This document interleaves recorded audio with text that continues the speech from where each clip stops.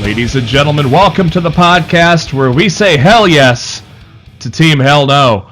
It's Lost to the Midcard. We are back here for you. Last episode in June. Hard to believe that next week will be July already.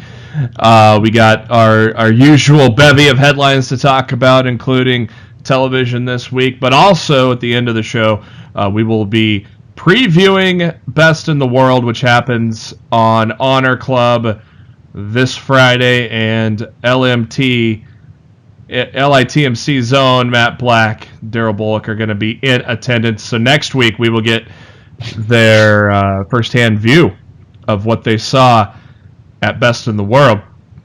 But first, thank you to SpiderDuck.net for being our host, enabling us to be on iTunes and any of your favorite podcasting apps. What you got to do is search for Lost in the Midcard. Hit that subscribe button. That way you know every time a new episode comes your way, typically every Thursday and Mondays after WWE pay-per-views. You can also subscribe to us on the YouTube. Links to all that, you can go to our Facebook page, facebook.com/LostInTheMidcard.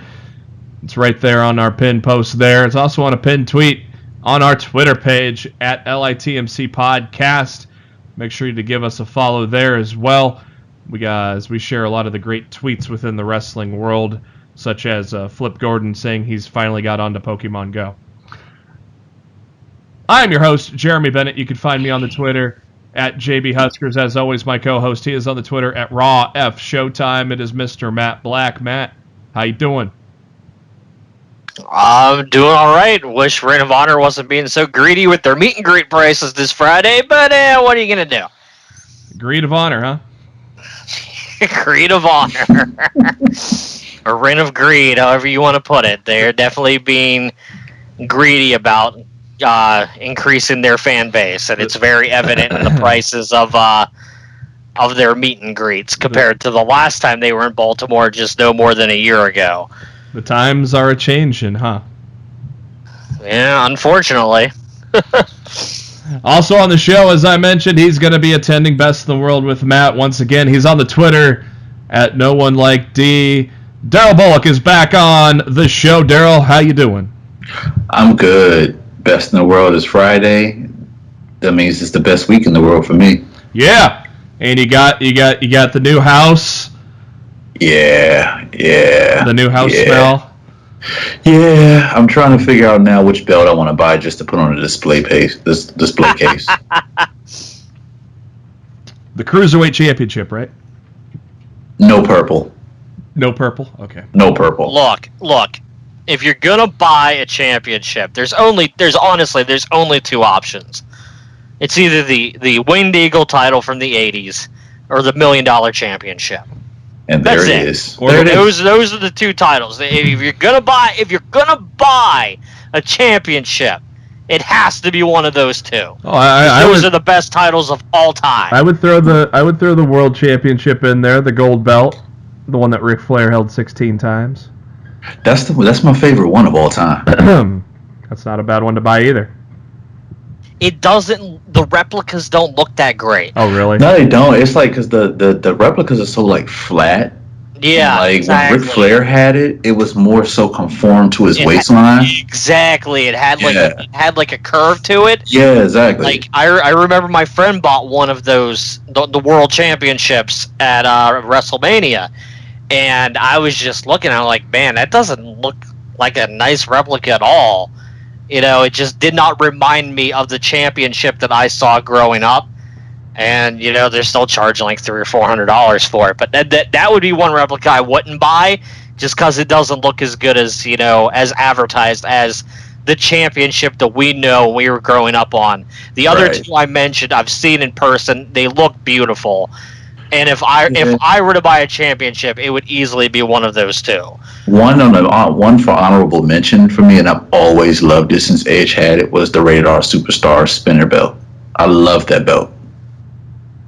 I actually have the Spinner Championship, but I won it from a THQ WWE video game tournament, and they put my name on the plate. I didn't buy it, but I won it, and that was pretty cool. Nice.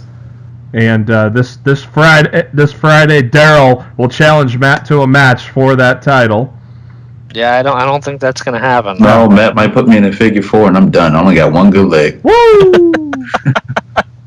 Let's head some headlines. Not a lot of major news compared to last week, but we do start off with some bad news. Sami Zayn is going to be gone for the rest of the year, unfortunately, confirmed by WWE.com. Sami Zayn has 2 tears in his rotator cuff. He's underwent surgery, and it's going to put him on the shelf for the rest of the year, unfortunately. There's hopes that it's going to be... he just underwent the first of several surgeries, so it's a long road ahead for Sami Zayn. He hopes to return in time for WrestleMania 35, but is unsure at this time. So get well soon, Sami. We're going to miss you, buddy. Yeah, I mean, you got to keep in mind, even if he's good, but even if he makes it good by like March, he's not going to be on Mania. Like, the earliest we probably see him back is the night after WrestleMania. The Raw after Mania is probably the earliest we're going to see him back. Yeah, it's probably a good assessment right there. Ratings for the week. Impact dropped down to 262 for the week. That's just a slight decrease of about 14,000 viewers. Total Bellas dropped off to the devil, 666,000 viewers. But hey, that's almost triple of Impact. So yeah, it's hard to knock it when it's doing triple what Impact's doing. Yeah, exactly. And Raw took a deep dive. Over 240,000 viewers lost for the last week's Monday Night Raw. One of the worst first hour. Well, actually, not one of the worst first hours I've seen in a while because it happened before. But it's weird. This is weird. It had the worst hour in the first hour and progressively got better. The ratings did for Raw this week. You never see that. You usually see it the other way around, or sometimes a really strong hour too. But the weakest hour was the first hour, and people tuned in for the end. And you do. SmackDown Live also took a nosedive down to 2.135 million. That is actually SmackDown's lowest mark in a long, long time. So that one, the move to Fox can't come any quicker, huh? I don't think they're really worried about it right now. They just locked in 2 new 5-year deals with Fox and NBC respectively. I don't think they really give a flying fuck what their ratings are right now. Yeah, probably not. They're like, we're locked in for the next 5 years, bitches. Our ratings could go down to Impact numbers. What the fuck you gonna do? You know, I don't even think they care right now. Yeah, I don't think they're just rolling around in a bed of money right now. Yeah, basically, the stock price will tell you that much right now. We'll get into that later. The complete card for the G1 special in San Francisco on July 7th, the Cow Palace, has been completed. We are going to have Yoshihashi and Gato, Rocky Romero, Roppongi, 3K, taking on King Haku, and he's going to be fighting with his son, the Gorillas of Destiny, and Takahashi and Chase Owens. Tomohiro Ishii and Toru Yano take on Minoru Suzuki and Zack Sabre Jr.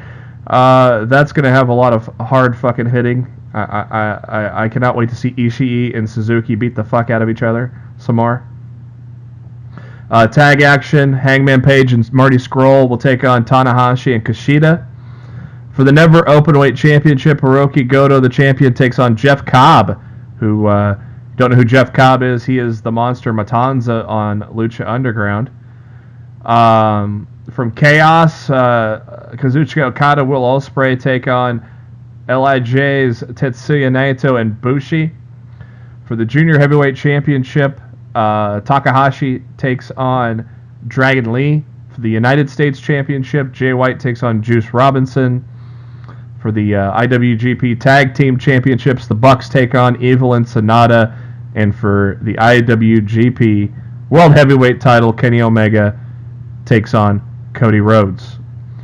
A pretty damn good card for San Francisco, don't you say there, Darryl? Yeah. That's gonna be a nice little card. It's gonna be very exciting. I can't wait. Matt, what is outside of probably Kenny and Cody? What are you looking forward to the most? Probably the Bucks rematch. Yeah. Honestly, the card doesn't scream must see to me. I think the couple top matches are top heavy, which is good. But I don't think this is this isn't no Dominion card. Let me put it that way. Especially when you're trying to they haven't sold out the Cow Palace yet. Really? So in my opinion, they probably should have put together a stronger card from top to bottom, to get people interested in flying out there to go, or if they're out there and they were hesitant waiting for the card to buy tickets. They need to sell this place out, because if they don't, it's going to look bad on them, and it's going to look bad on TV. So while I think the top couple matches sound really good, I don't think the overall card is super strong. Yeah, well, at least the show's free, so. No, ain't nothing wrong with that. Free for who? Do I got to go through the same hoops I did last time to watch it? I don't have Access TV. Oh, really? You got to get Verizon, mofo. Verizon's too expensive. I got Spectrum cable. I have Verizon and I get Access. So for your listeners, this is what I did.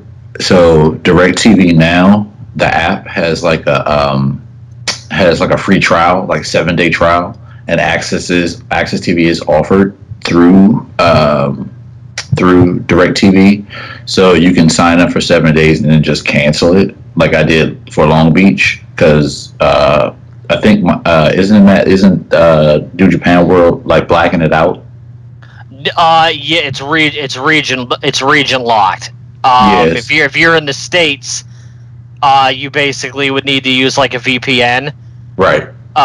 To make the New Japan World believe that you're not in the United States, and then you'd be able to watch it on there. But yeah, if you're in the US, you're region locked out, because essentially Access TV has the exclusive rights to air this live in the United States. No, speak English. Will you stop? That guy's had a bad enough week. Yeah, who let the dogs out?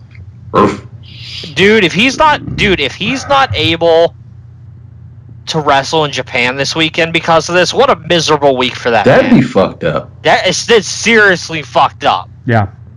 We'll get to that in a minute, too. PW Insider has confirmed that Big Cass does have a 90-day no-compete clause following his release from the WWE last week, so Matt's going to have to wait at least 3 months before he can see his favorite wrestler once again. How you doing? No, he doesn't. He'll be in Enzo's next video. Oh, God. Yeah, I have still avoided his rap music, so I'll see how long I avoid it, but yeah. Like I've said, you'll have a better chance dancing to listening to paint dry. Not watching paint dry, listening to paint dry.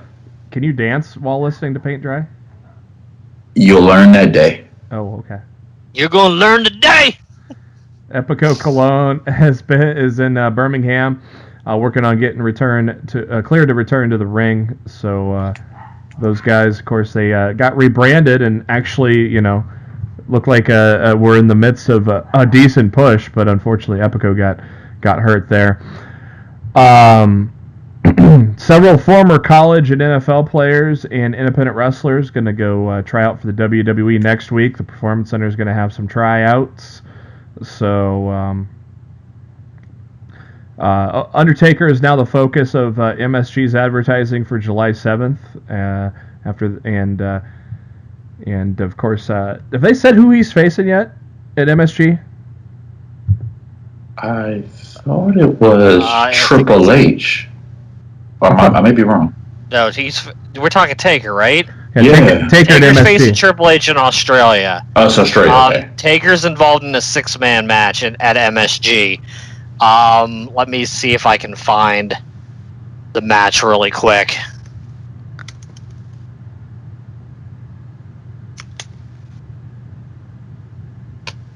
Yeah, got it loading up now. Taker is teaming up with Roman Reigns and Braun Strowman to face Kevin Owens, Baron Corbin, and Elias. It's an interesting place to put Undertaker. Of course, this is a glorified house show, but... Oh, why the hell... Dude, Look, the way I look at it is Taker's there to sell seats. Yeah. And if he can work minimum... Yep. By just, being, making the hot tag, hitting a couple moves, almost as much as he did with Cena at Mania. Doing the old school. Crowd's going to go home happy. That's all that matters. Yeah. Honestly, he don't even need to take a damn bump in a match like that. No. So people just want to see Taker. They don't give a damn if he's in a damn 20-minute match or not. So I think that'll be a good thing. I think that'll help sell out the show. Because not only do they have Taker on there, they got Rousey on there too. Mm-hmm. And if you bring Taker and Rousey to Baltimore for a WWE live event, I'd probably even go to that. Yeah. So that ain't bad. WWE announced that the Mae Young Classic will take place on August 8th and August 9th from Full Sail. Tickets are going to be available. They are available right now if they're still there because they went on sale a few days ago at NXTtickets.com. I'd be shocked if that's not sold out already. Yeah. This is the second tournament of its kind and will stream on the network later this summer. And Triple H said, "We are thrilled to once again present the Mae Young Classic and provide a global showcase for 32 of the top female talent around the world.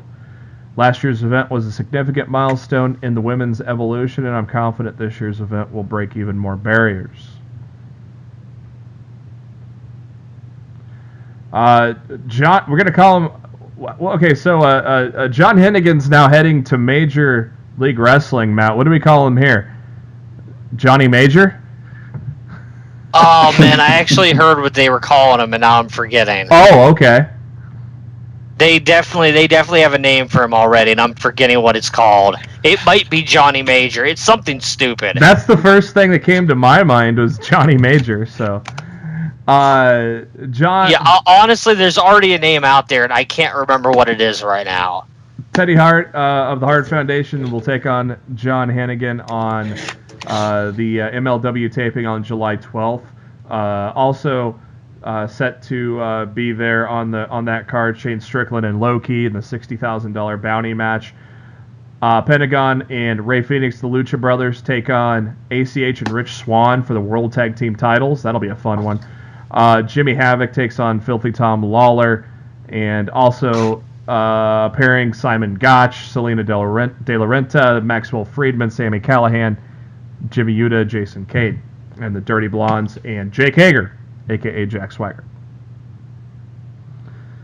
Conan is coming out of retirement. The former Why? The former WCW AAA star Conan is coming out of retirement after undergoing hip surgery. Major League Wrestling has announced, and he is going to enter the Battle Riot in New York City on July 19th. Oh, God. The top rope. What's that, Matt?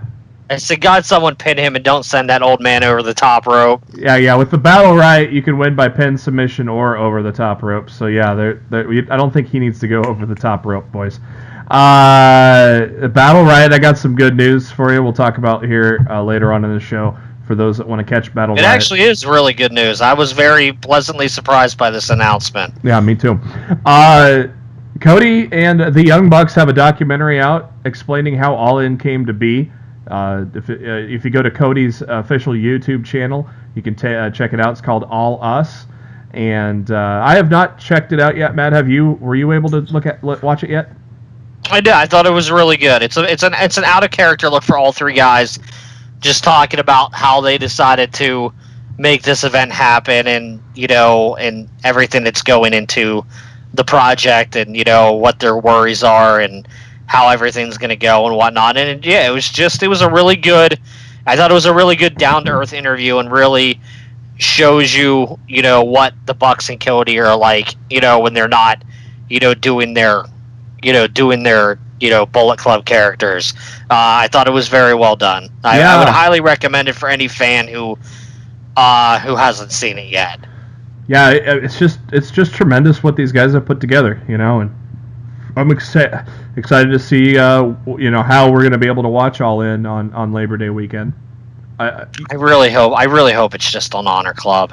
Yeah, me too. That's what I'm really hoping for. I honestly, I'm already paying for Honor Club. If you can just give me this show with Honor Club, I would be very happy. Yeah, I'm paying for Honor Club too, so I would be happy with that just being on Honor Club. Congrats to Tucker Knight from Heavy Machinery. He celebrated the birth of his daughter, little baby girl, and Tucker posted her on Twitter here a couple days ago. Kenzie Love Cooper, 6 pounds 8 ounces. So congrats to Tucker and his family there. Have you heard anything new, Matt, in regards to the ROH and MSG thing? No, all quiet on the Western Front, so to speak. According to Mike Johnson of PW Insider, AAA still has their 2 dates in September 16th and September 23rd. So clearly, WWE doesn't see AAA as a threat. Yeah. So not cock blocking AAA, but yeah, that's still a shit move, ain't it? I don't like it, but this is going to be a story for months now. This isn't going away. No. So, especially with the MSG show coming up. Yeah. As we had suspected, and the WWE did follow suit, you can check out the best from Big Van Vader. WWE Network added a collection that shows a lot of stuff, a lot of great matches and a lot of great matches and some interviews. They showed there's an excerpt from WWE Home Video where Vader discusses his career, and lots of cool stuff there, which makes the network great. Matches dating back to 1986, before even competing as Vader, when Leon White took on Stan the Lariat Hansen, and also some matches like when Vader challenged Ron Simmons for the WCW World Heavyweight title. Lots of good stuff there, so pretty cool. Match with Sting from '92. There's some cool stuff there, and I don't remember the details of this, but the White Castle of Fear is in this collection, Matt. I don't know if you remember the details of this either. I can't say I recall the name. It's I've heard of it, but I can't remember exactly what it was. The brackets for the Sea of Honor tournament on the Jericho Cruise have been unveiled. The first bracket will have Jay Lethal taking on BJ Whitmer, Christopher Daniels taking on Delirious, Marty Scurll against Rhett Titus, Silas Young against Flip Gordon. The second bracket has Mark Briscoe against Will Ferrara, Adam Page against Kazarian, Cheeseburger versus the Beer City Bruiser, and Jay Briscoe versus Kenny King. Yeah, Cheeseburger. Let's put the skinniest guy against the fattest guy in the tournament, huh? Meh. I want to go. I wish I could go on that cruise, man. That'd be. I would like to actually go. That would be interesting, just to see a wrestling ring on a cruise ship. Yeah, it just sounds like it's gonna be a party, man. 5-night party. During his match at NXT TakeOver Chicago, it's been confirmed that Oney Lorcan was injured during the match, suffered a broken orbital bone during the end of the tag team title match against the Undisputed Era. He did not appear at this past tapings at Full Sail, and is undergoing surgery as soon as possible. Unknown how long Lorcan will be out of the ring. Hopefully he gets well soon. That's about the same injury Aries had, wasn't it? Broken orbital bone. Mm-hmm. Yep. It took him a while to recover from that. That is correct.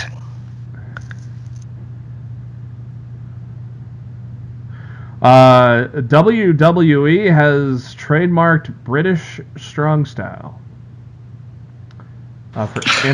for entertainment services, namely wrestling exhibitions and performances by a professional wrestler entertainer rendered through live and through broadcast media.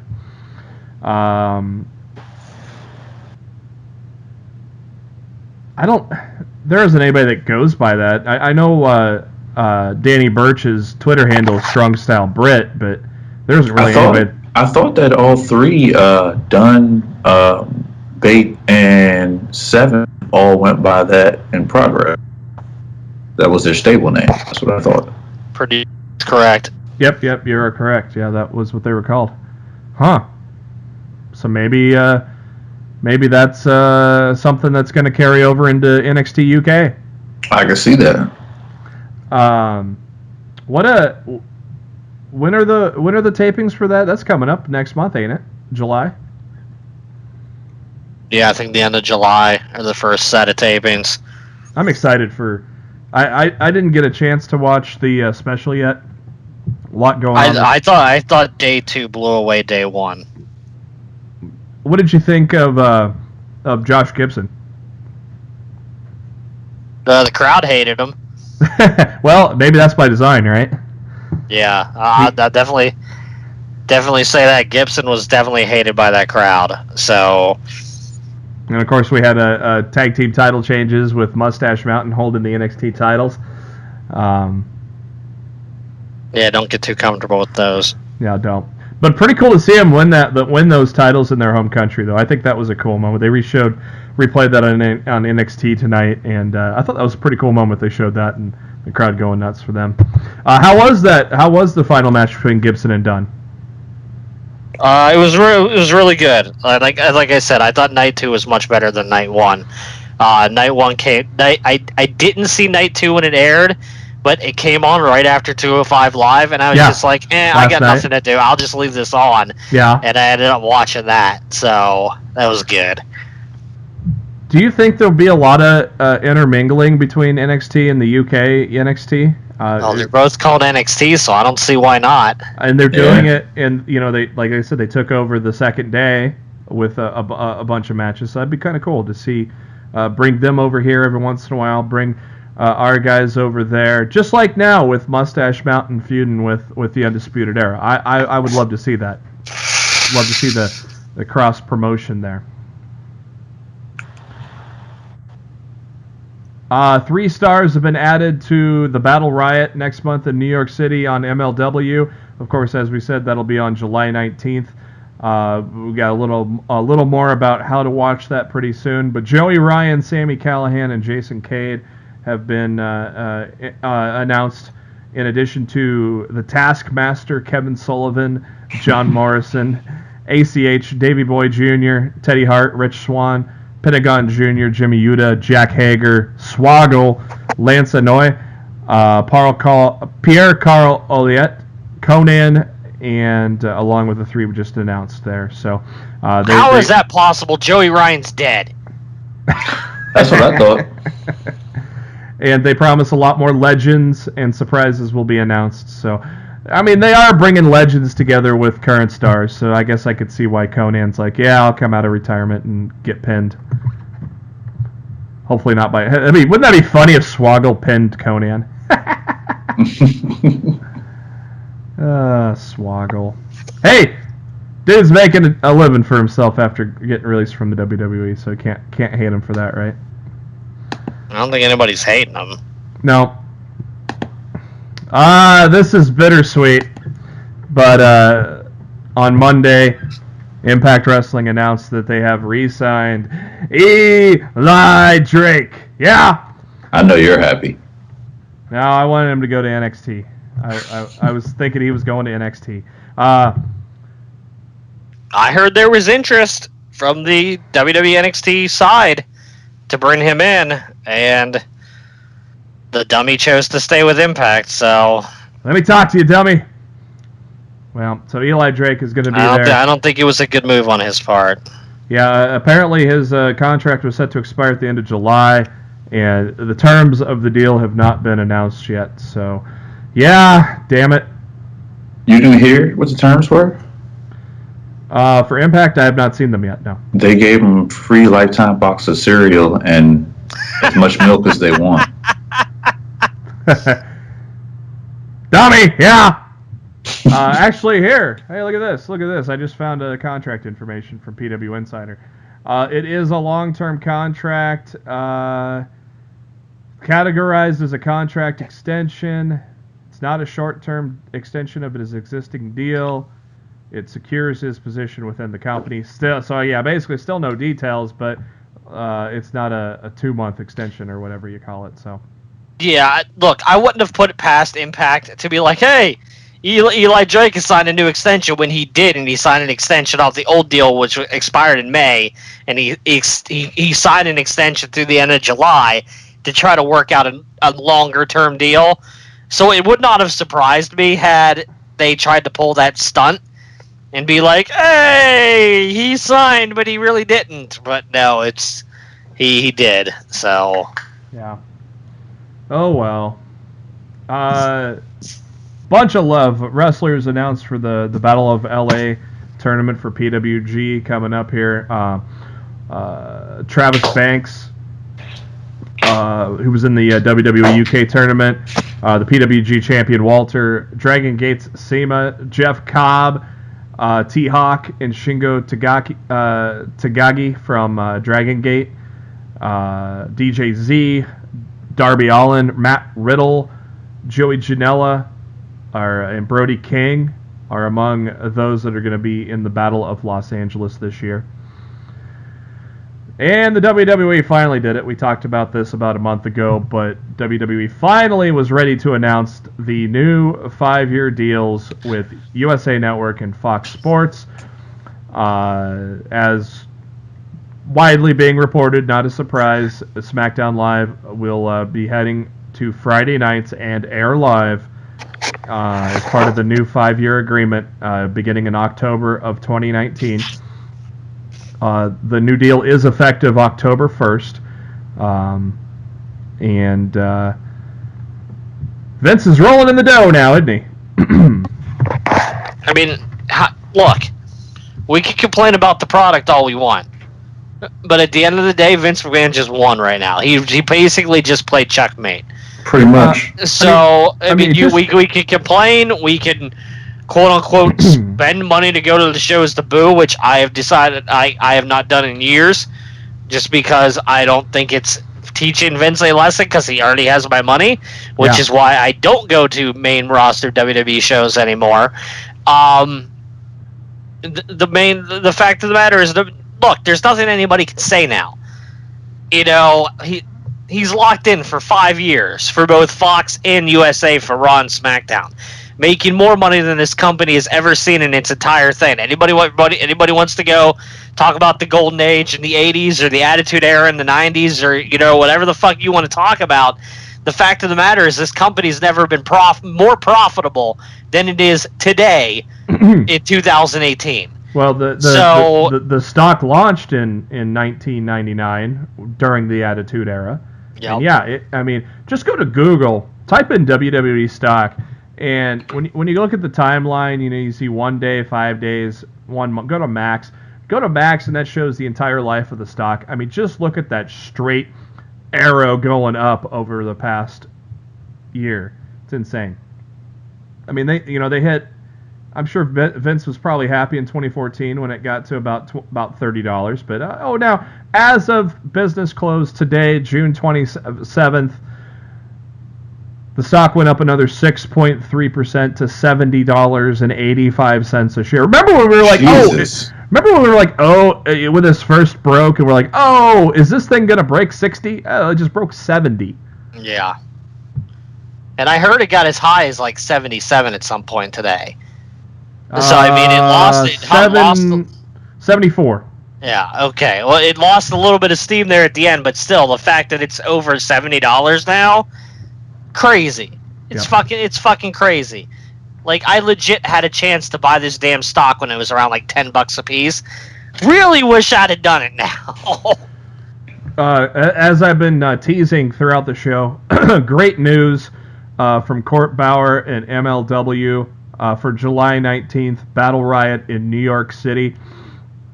For those, I mean, good news for those that watch the product, like Matt and myself. But maybe you don't have BN Sports, but take a look, see if you look through your cable or satellite channels, see if you got it. It's definitely a promotion worth watching. Matt and I are having a lot of fun watching it, right, Matt? Yeah, I think for the most part, I think it's a good 1 hour wrestling product. I don't really have a problem with it. I'm seeing new people that I've heard of the names before, but I've never seen them work.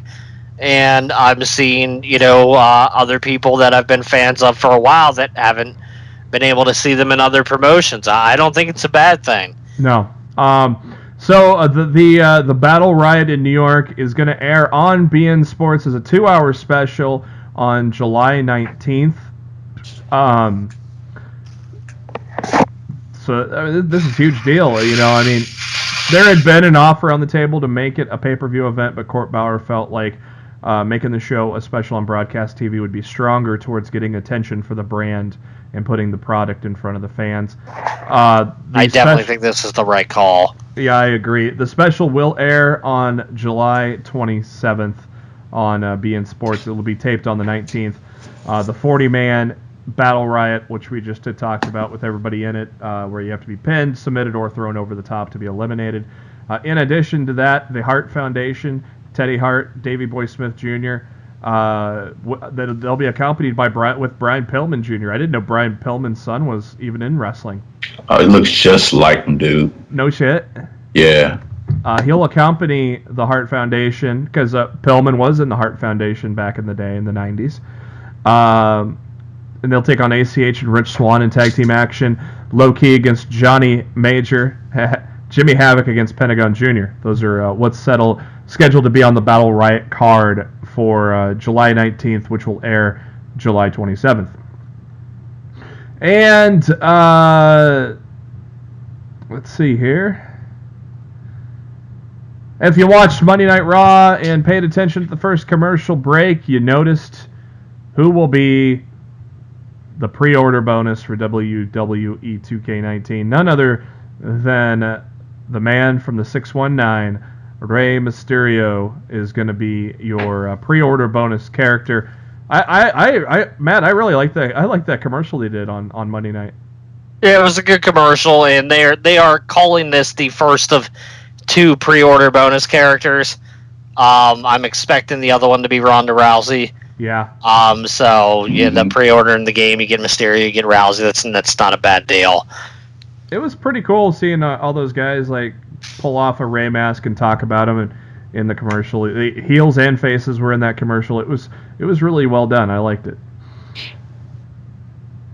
Hideo Itami is going to return as Kenta to Pro Wrestling Noah. The 205 Live star will be at their flight show on September 1st at Sumo Hall. And so as Wrestling Observer had announced, Pro Wrestling Noah and WWE have recently entered to a working relationship. That's something I didn't even know until I read the news on Itami. So that's pretty cool that he gets to return to Pro Wrestling Noah there. And if you are persistent and patient, you will be rewarded, just like Kevin Owens, who got to go on stage with Shania Twain the other night. And how great was that, Matt? He was like a little kid, dude. He was happy as hell, and I'm happy for him. Me too, man. It was so great. He'd been trying for so long to get her attention, and it was a great moment. So check out. Did Kevin post the video of that, or where's the no? His wife did. There's video somewhere. If you look for it, you'll probably find it somewhere pretty simply. As you may be listening to this podcast, as tomorrow is Impact Wrestling, Rich Swann makes his official debut on tomorrow's broadcast. So look him forward. And his hairline. Oh my God, that hair. I'm hoping he didn't have that hair when he wrestled for them. Man. I'm hoping he did. That'd be the most entertaining part of Impact anyway. Yeah. Ouch. And we on Monday, or not Monday, but actually this morning on a tweet, we got to see a little more of Finn Balor than we wanted to, as he shows off an ugly bruise right above his butt crack. Ouch. I don't know where that bruise came. It came from the tag match where he tagged with Corbin against Strowman and KO. But I'm not sure exactly what point where Balor would have took a huge bump, but that bruise is nasty. If you haven't seen it, you don't need to, because, yeah. Congrats to Maurice, Miz's wife, as she has officially now become a U.S. citizen. So that's cool. And let's jump right in to MLW. I did not get a chance to watch this week's yet, Matt. I've got a lot going on. Did you get a chance to watch? I honestly did not know. Yeah, I didn't get a chance either. But we'll get back into it here next week. The main event had Shane Strickland taking on Brody King in a bounty match. And it was not for the title there. So, but we'll get back into that here. Let's go to NXT for the week. Our first edition of NXT since NXT Takeover Chicago. We kick things off with the champion Aleister Black, who talks about adversity and how you deal with it is what defines you as a champion. And Lars did something that he didn't think was humanly possible, but faced with adversity, he made it fade to black. And now we know why the ref had gloves, wearing gloves during that match, because Lars Sullivan broke his jaw and wrestled with a broken jaw the rest of the way. Jesus Christ. Seriously? Yeah, they showed x-rays on the show today. Guy's a monster in every sense of the word. Broken jaw is not fun, because you gotta have that. I've broken my jaw in 3 places. That's not fun. You could talk about it more than, and you had to have your mouth wired shut and everything, right? You had it wired shut for like 6 to 8 weeks, and yeah, that's horrible. I can't imagine having your mouth wired shut for. Well, the only reason I knew it was broken because I couldn't close my mouth at all. I couldn't put my teeth together. Damn. Yeah, it's that bad. It's misery. It's not like a crazy pain. It's just a miserable pain. And it's a pain in the ass too, I bet, huh? Yeah. Tommaso Ciampa makes his way out onto the stage. Says that Ciampa says to Black, well, you've stood face to face with adversity. Now it's time to stand face to face with the devil.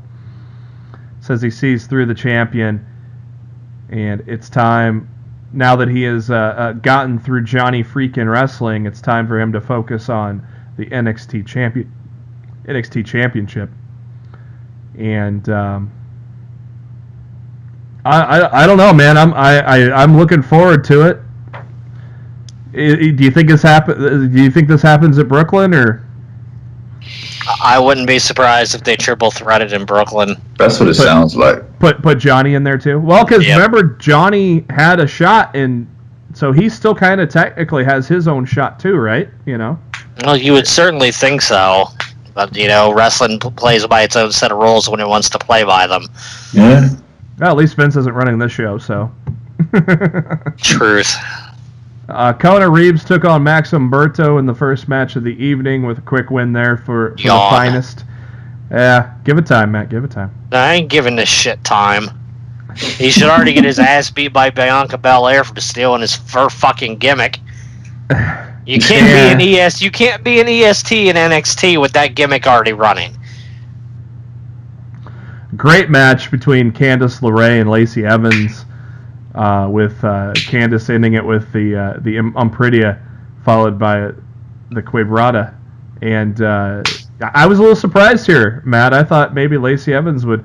She's been kind of on the upswing a little lately, and Candice has been distracted by the obvious feud. But a hell of a match between these two ladies, huh? No, it was really good. Johnny Gargano interviewed after the match and says it's hard. He says Candice is his favorite wrestler. Well, I hope so, because you're married to her. But then talks about how it's hard to focus because he keeps playing the match in Chicago over and over again.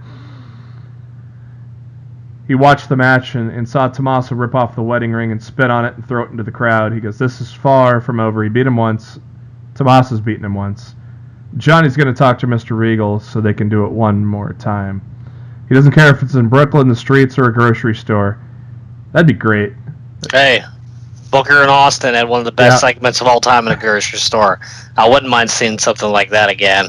Price check on Jackass. What? That was so good. The beginning, it was like a horror movie. Austin's behind him and cracks open the beer, and Booker's like, "Oh shit." Man, that was such a classic. Yeah, I was getting right to that. I was like, it took me back to that great moment in SmackDown history. Otis Dozovich and Tucker Knight are grilling. They're grilling up some food and talking about how they want themselves some TM61. It's not their name anymore, damn it. It's the Mighty. The Mighty. The Mighty don't kneel. William Regal announces that Johnny Gargano will face EC3 since he has to move on from Tommaso Ciampa. But yeah, we'll see how long he forces Gargano to move on from Ciampa, right?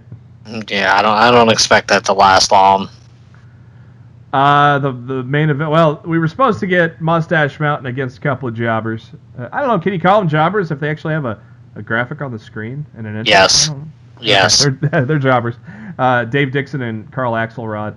But the Undisputed Era just literally wiped the floor. Dude, O'Reilly running in with that running knee. That was awesome, wasn't it? That, dude, I just laughed out loud because I was like, dude, that's fucking funny as shit.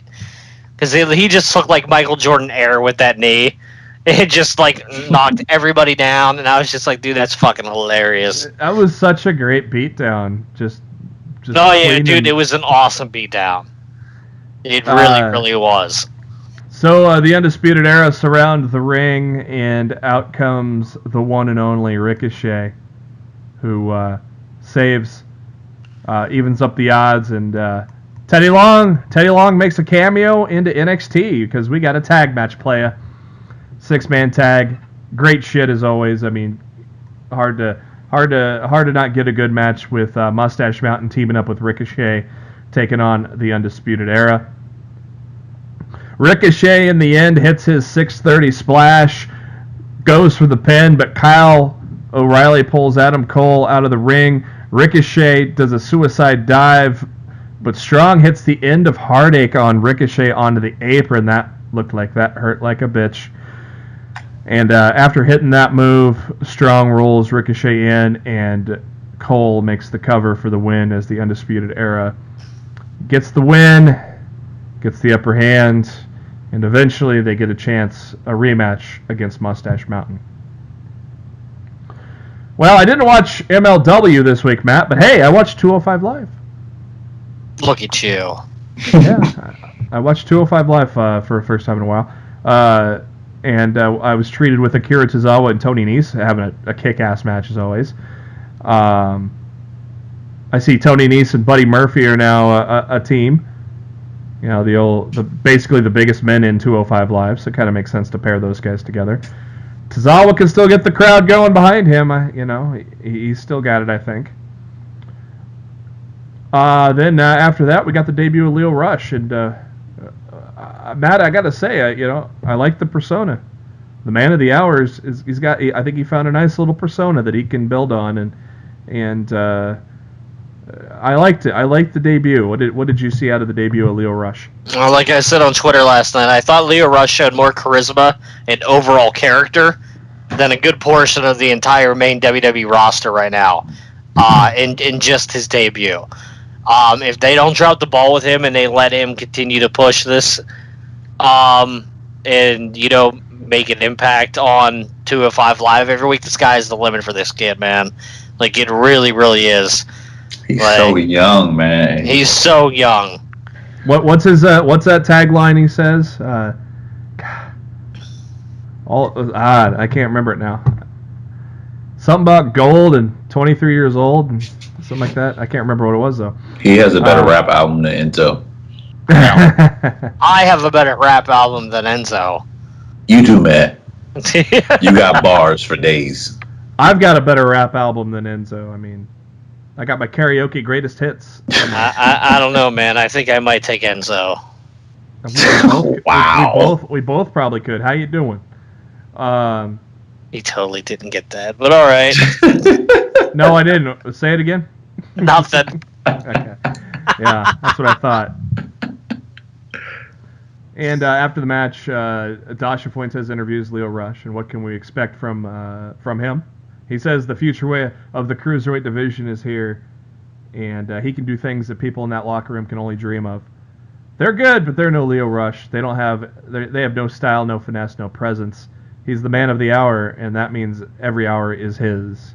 And 205 Live will feel the rush. I'm so proud of that kid. Between him and Patrick Clark, just growing up in this area and living their dreams, to be so young and actually excelling and just following their dreams and everything, that's like really cool. How good does that make Dan McDevitt and MCW look for the way they train these two guys? Yeah. I mean, seriously, a lot of people talk about, you want to go to Team 3D Academy, you want to go to get trained by Lance Storm and stuff like that, and that's all well and good. But to see what MCW did with Lio Rush and Patrick Clark, exactly, and to see where they've gotten and these such kids a were short right period of time in WWE, it's crazy. It's crazy. I would recommend, if you're looking to break into the business, MCW might not be a bad place to start your training.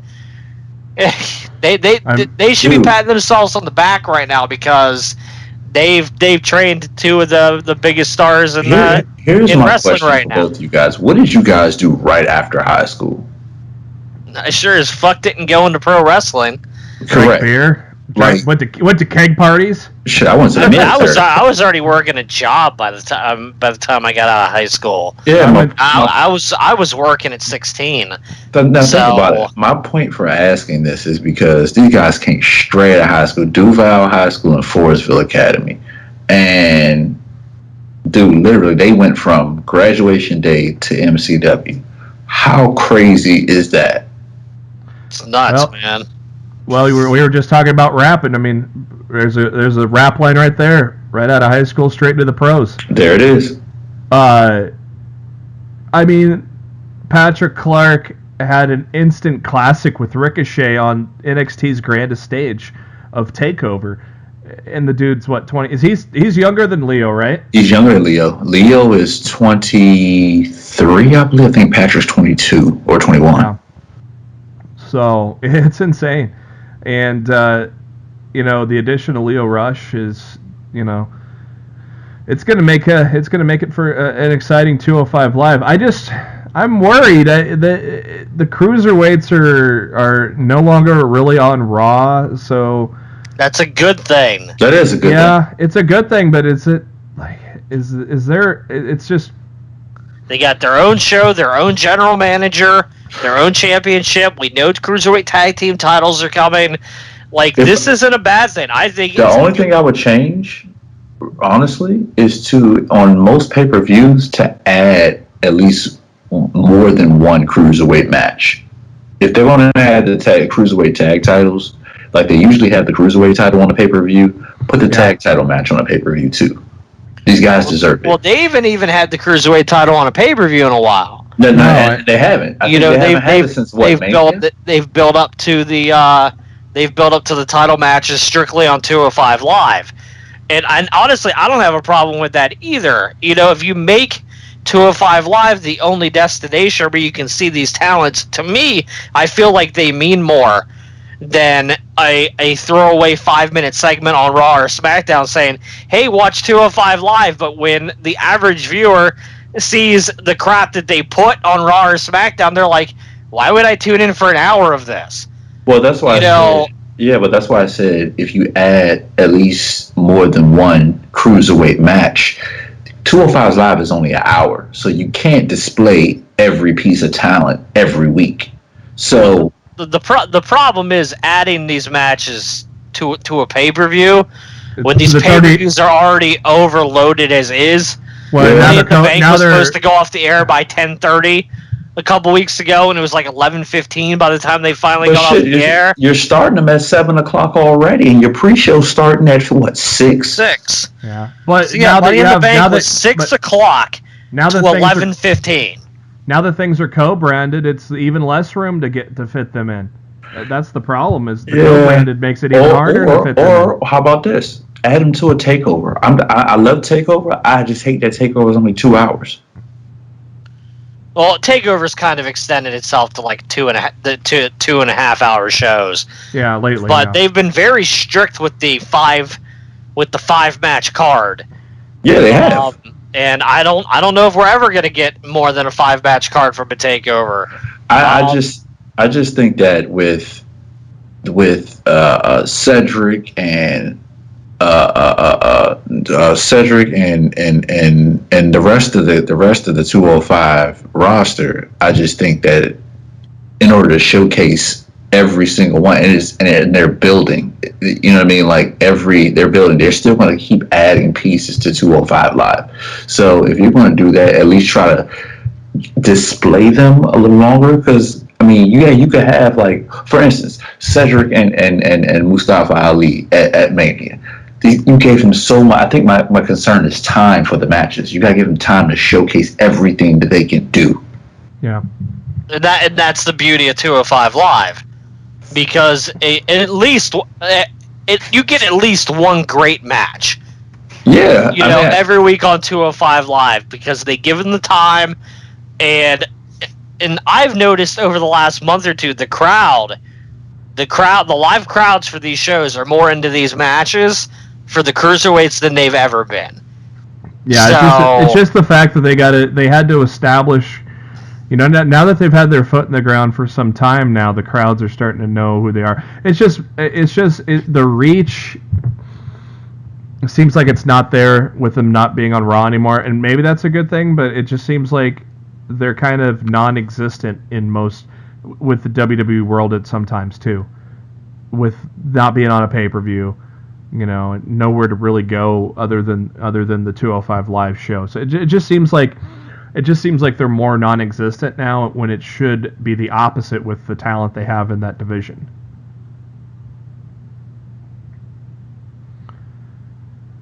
Main event of the evening, Lucha House Party took on Drew Gulak, Jack Gallagher, and Brian Kendrick in an elimination match. Graham Metalik and Brian Kendrick were the first ones eliminated. Lince Dorado was next, so it was Jack Gallagher, Drew Gulak against Kalisto. Kalisto was able to eliminate Jack Gallagher to get down to him and Gulak, but Gulak was able to come out victorious for the bad guys, getting the win. Monday Night Raw, live from San Diego, California. They show a graphic of Vader in memory of Vader to kick off the show. Then we start off with Kurt Angle and Constable Corbin coming out. And we kick things off on Raw with a what the fuck moment, as Brock Lesnar didn't like the idea of having a multi-man match at Extreme Rules, so now it's canceled. Can we just get the title off of him? Can Braun Strowman travel up to the farm in Canada, bring John Cone with him, and have a sanctioned match to cash in the briefcase just to get that damn title off of Lesnar? I'm behind that. Please? You get no complaints from me. But let me tell you something else here. This segment, it went uphill from here. Well, because it was a low bar to start. I thought the interactions with Lashley and Reigns were great, and they're finally, figuring out what to do with Lashley here. Darryl, did you like this brooding feud with Lashley and Reigns? Yeah, I liked the dialogue. Lashley, you kind of saw hints of the Destroyer, and then you saw Roman's little smart alecky attitude. I liked it. I really enjoyed it. What did you think of the interactions between Lashley and Reigns, Matt? I thought it was fine for what it was. What I didn't appreciate is the fact that I felt like the beginning of Raw was pretty much a repeat of the exact same segment we saw the week before. Right in the middle of Raw with Angle. Yeah. Yeah, exactly. Yeah. I mean, right down to the Revival coming out at the end. I'm like, are you fucking kidding me? You guys can't be any more original than this. So yeah, that kind of irked me. That led to another tag match, but hey, Dash Wilder rolls up Roman Reigns and pins him after a 13-minute match. Roman Reigns lost to a roll-up. What has the world come to? I didn't hate it. I thought he was invincible. That's why the crowd boos Roman Reigns all the time. It's because he's always the golden boy. He just lost to a roll-up. Now can you boo him, crowd? Huh? This was great because I loved Lashley just making fun of Reigns after he got pinned. That was great, and this completely elevates the Revival too. I mean, it was a win-win, wasn't it? Absolutely. Yeah.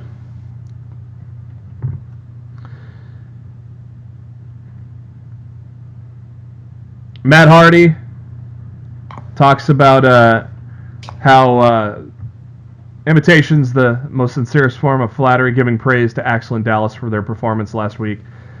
And that's going to eventually lead to the tag team title match. But instead we get Hardy and Axel. And before the match, they do another imitation. And I just think Axel and Dallas imitating Hardy and Wyatt is entertaining as hell. Are you liking them, Matt? Yeah, I mean, it's not what I'd hoped it would be, but it's not terrible either. I mean, it is what it is. The tag team division on Raw leaves quite a bit to be desired overall. I think the tag team division on SmackDown is much deeper and much more stacked, as it were. Yeah, I would agree with that for sure. Very quick match where Curtis Axel got the win over Matt Hardy, just to give the B team some momentum. That'd be cool if we see Bray Wyatt and Bo Dallas next week, though. That'll be a pretty interesting match. I don't think they've ever had a one-on-one match, have they? I've never seen it. Not that I can recall. Maybe at a house show or something, but... Authors of Pain are back, and Titus Worldwide got in their faces. I don't know if that's a great idea, but we found out who Akam and Razor are going to crush in their first feud, though, haven't we? Gotta start somewhere. Authors of Pain killed a couple of jobbers, and then after the match, Titus and Apollo came out to save the jobbers, and then they had a stare down. So obviously, that'll be the first little minor feud. Angle and Corbin backstage. Finn Balor shows up wondering why the multi-man match was canceled. We're all wondering that, Finn. Corbin talked shit about how he beat him last week, and Balor asked if Corbin was working at TGI Fridays tonight. And Strowman walks in and wants to be Kevin Owens' tag team partner this week, and suggested that Corbin and Balor be the opponents. Angle said, "That's a great idea." And Balor says to Corbin, "Check, please." Balor's funny. But this is again where, what is creative doing? I thought Balor it was so confusing, man. I thought Balor and Strowman were buddies, but now Strowman wants to face him. I know Matt came up with a great idea, but they didn't go through with the trap. A trap for, he said it'd be a trap for Kevin Owens, but no, Balor and Strowman battled in that match that we're going to talk about later. So what the fuck? I mean, he came to his aid last week, and now he wants to fight him? What's going on here? I couldn't even begin to try to make sense of it for you. Yeah. That's some good weed in WWE. I know it ain't. Ditch weed, apparently, because of the shit they're coming up with. My God. Mickie James and Alexa Bliss come out and talk some shit. Natalya comes out and says the countdown's on, 23 days before her friend and training partner Ronda Rousey's back to deal with Bliss, and this led to a little match with Natalya and Alexa, but Natalya didn't come alone. She had a former women's champion Nia Jax at her side. Hey, Nia's a face again, guys. Again, there's that smoking that ditchweed. There it is. Let's turn her heel. Let's make her face. She's pretty soon she's gonna catch Kane for heel and face turns. Well, hey, and technically, Kane was a heel in the Strowman Last Man Standing kind of feud, and so hey, Matt, Kane changed to face again this week. I don't give a fuck. Yeah, but you gotta enjoy Team Hell No getting back together, though. I didn't say that. Okay. Jinder and Sunil were getting photographed, and the Riot Squad came up and broke the dude's camera. That's nice of them. So apparently the Riot Squad's all about property destruction now. I mean, at least they got something for them, right, Matt? So fucking dumb. Yeah, I don't get it either. 1 week they're the NWO, 1 week they're who knows. That led into a 6-woman tag. Riot Squad took on Ember Moon, Bayley, Sasha Banks. The match really didn't matter. It was what happened after the match when Bayley absolutely beat the shit out of Sasha Banks. It was a great... I loved it. It was great. The crowd loved it. Crowd was going nuts. But Darryl, I'm thinking Vince on paper said Bayley turns heel, but it sure didn't look like a heel turn there. It didn't seem like it at all with the crowd just cheering Bayley's name. Chanting Bayley's name the whole damn time. Yeah, I bet you Vince had it on paper, heel turn Bayley, but yeah, he also... what did you think of the segment, Matt? The beatdown. I thought it was done well. This is the best Bayley booked in forever. It just they to me they immediately ruined it afterwards. So the counseling thing, yeah. And I mean, if you look at WWE's YouTube page, it's not just Bayley going to counseling. Sasha has to go too. So apparently, when two best friends turn on each other and hate each other, and they're women instead of men, instead of settling it in the ring, the general manager sends them to counseling. So we're doing Team Hell No all over again with women this time. Which it doesn't even make any sense when we're already getting Team Hell No in for real These are on facts. the other brand. It's so dumb.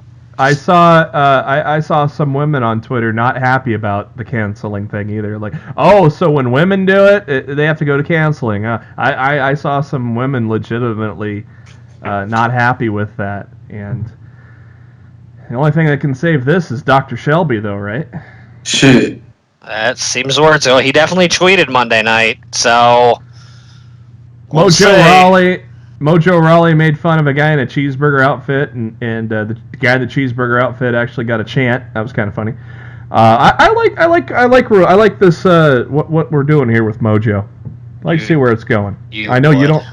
Yeah, I know you don't like Mojo, but I think he's progressing quite nicely as a heel here. But man, that guy in the cheeseburger costume sure got a pop, didn't he? I'm not talking about this. Yeah, Dr. Shelby tweeted, does someone need my help? # to the rescue. Braun Strowman comes out with his briefcase. Braun Strowman looks funny carrying a briefcase. Hopefully he doesn't have to carry that briefcase long.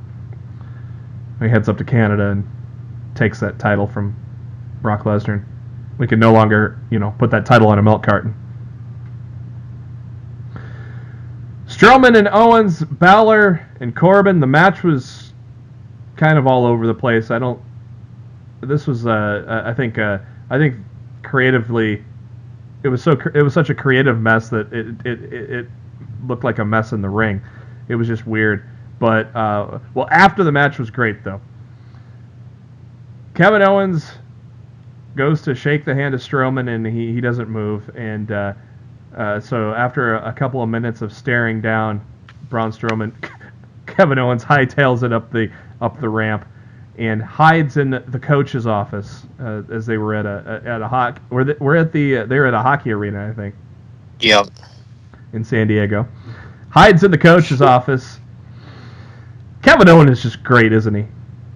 With his interactions with Strowman. He has great chemistry with whoever they put him in there with, so it's really not that surprising. Yeah, and he emerges from that coach's office with his suitcase, grabs a couple of security guys. Yeah, like a couple of security guys are going to help you against Strowman KO. But he heads out of the arena to the valet. Valet's like, I can't give you your keys, and Owens is like, why not? Because he's got them. Well, we know who he is, and there's Braun Strowman holding the keys, and he hopes that KO had some insurance because there's his car, and it's flipped over and smoking in the parking lot as Strowman laughs and goes back into the arena.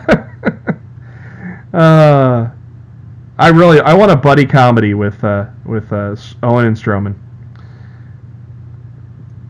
I guess this leads to a match at Extreme Rules. I don't know.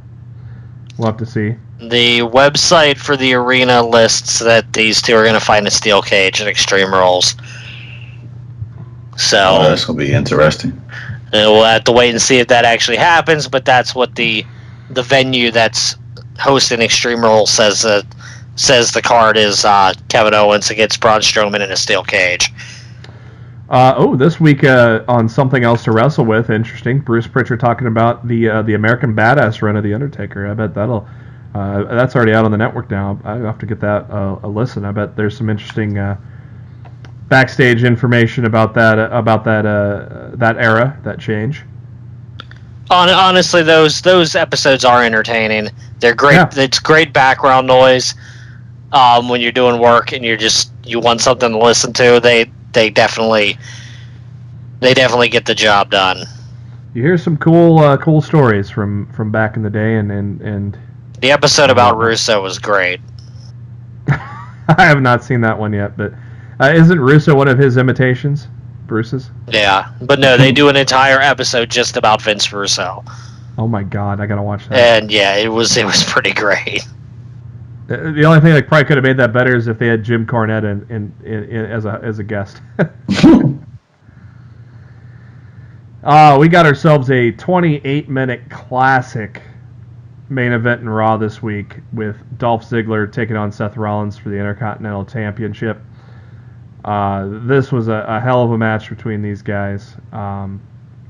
Just as it looked like Seth Rollins was going to get the win with his patented superplex into the Falcon Arrow, Drew McIntyre inserted himself in the match, causing the disqualification. The two men beat down Rollins when he's saved by none other than Roman Reigns. The fact that Roman is saving Rollins kind of makes me happy because there's talk that Dean Ambrose is at the Performance Center right now. So the Shield reunion that we didn't fully get last year, I think we're probably getting take 2 of that once Ambrose gets back, don't you think? I can see that. Well, if they decided to abandon the Dean Ambrose heel turn, I guess that will work out. Or they start with the Shield and that filters into the heel turn. Maybe, I don't know. But a hell of a main event here on Monday night, right, Darryl? Yeah, that was a good match. But you can expect that from those two guys. It's just they book Ziggler like shit, but they're finally booking him well here with Drew. And if you were to tell me at the beginning of the year that in back-to-back Raw and SmackDown, Dolph Ziggler and Harper were going to be in the main event, I'd be like, really? But it's true. It's damn true. Probably a tag match next week between Rollins and Reigns and Ziggler and McIntyre. Who would you like to see next challenge Ziggler and Ziggler for the IC belt? No, dude, it's going to be Rollins and Ziggler at Extreme Rules. Yeah, and I fully expect Rollins to get the title back there, and really, maybe Rollins will end up feuding with Drew going into SummerSlam. Okay. But dude, Dolph's contract's up this summer. They're not going to let him hold that title forever, especially if he doesn't renew. Is this putting the title on him kind of like a, hey, buddy? This probably, that's probably exactly what it was. But giving him the main event on Monday Night Raw. Hey, buddy, here's a pen. Here you go. Hey, buddy, put the pen in the paper. Okay.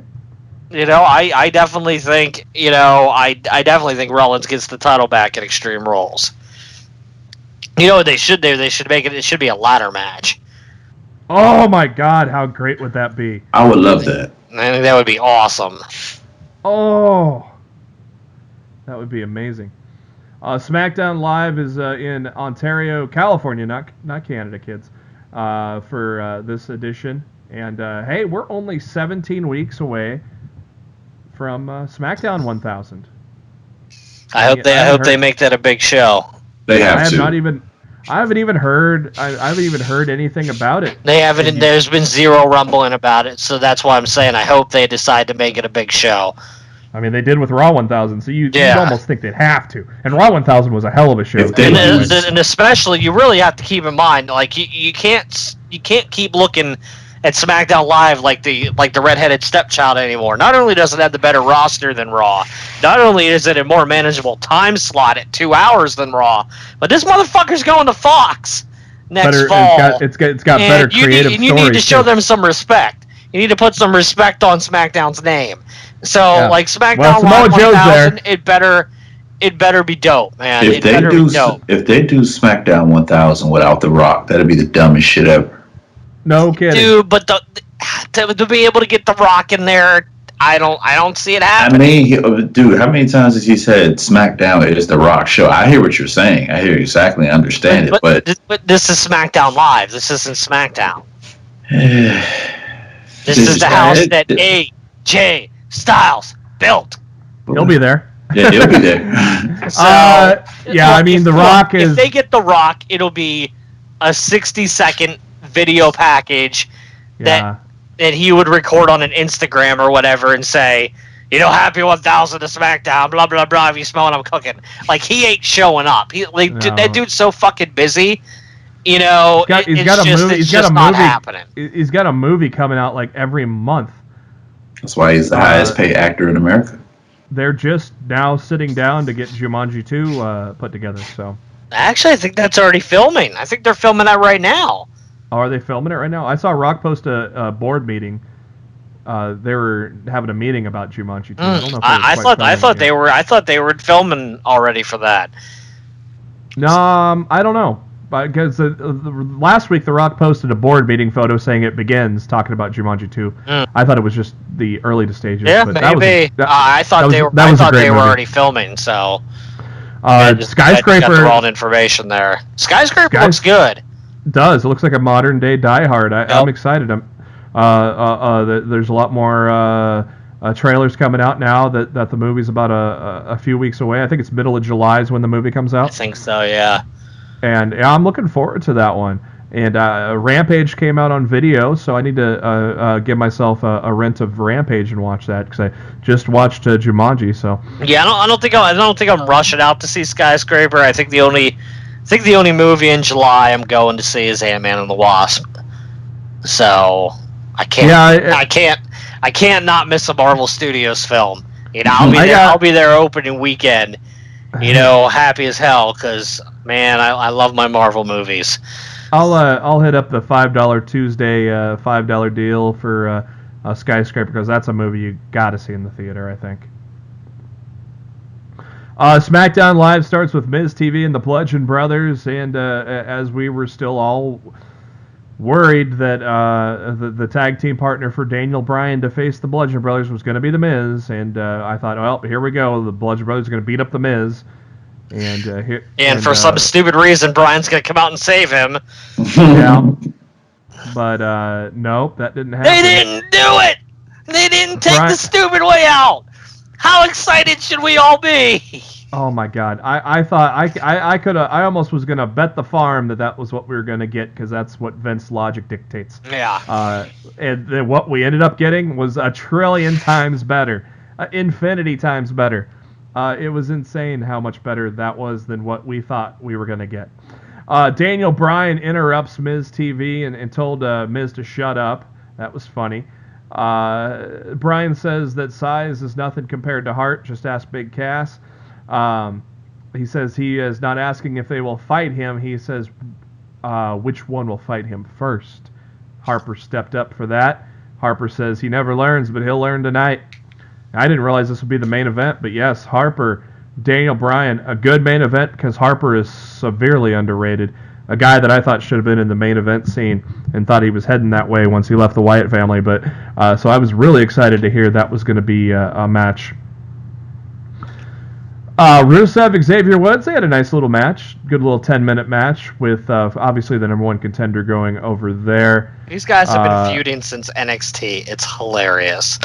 The best part was Aiden English getting pelted with pancakes while he's trying to sing.